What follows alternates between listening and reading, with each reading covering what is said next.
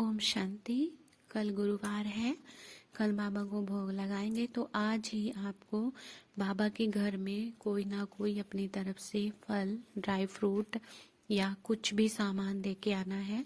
बाबा के घर में अपना भोग लगवाए, स्वयं परमात्मा को भोग लगता है। और बाबा कहते भोग से भोगना खत्म होती है।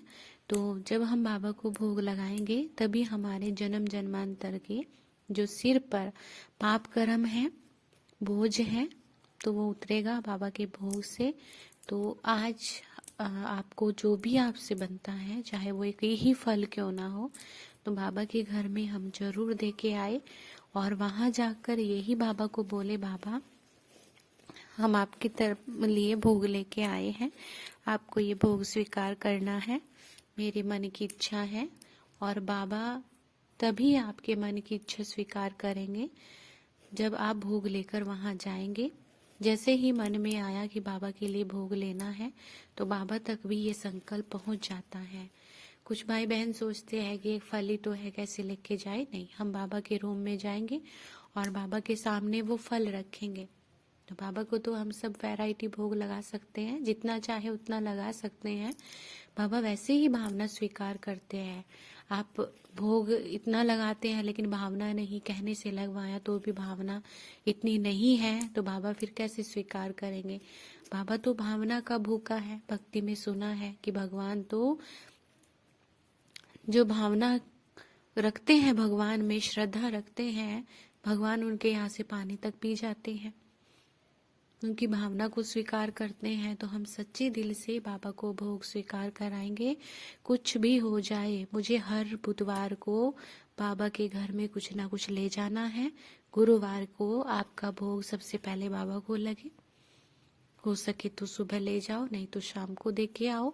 और अपने जन्म जन्मांतर के जो बाबा ने हमें सही रास्ता बताया है कि जन्म जन्मांतर के पाप कर्मों को, भोगनाओं को कैसे खत्म करेंगे। अब इतना योग तो आप कर नहीं रहे हो, तो भोग लगा के, योग करके, दुआएं दे के, तन मन धन से सेवा करके ही हम सबको अपनी भोगनाएं खत्म करनी है। तो हम बाबा से आज अच्छे से सच्चे दिल से बाबा के सामने भोग रख के आएंगे और बाबा को कहेंगे, बाबा ये कल आपको भोग स्वीकार होगा। वहाँ जो निमित्त है उनको भी बताए कि हम ये भोग लेके आए हैं, तो हमारी तरफ से ये भोग पक्का स्वीकार कराना बाबा से और थाली में रखना।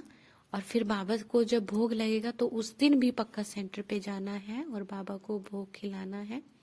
छुट्टी नहीं मारनी है, क्योंकि हमने बाबा को भोग खिलाना है। स्वयं ईश्वर आपके हाथ से भोग खाएंगे।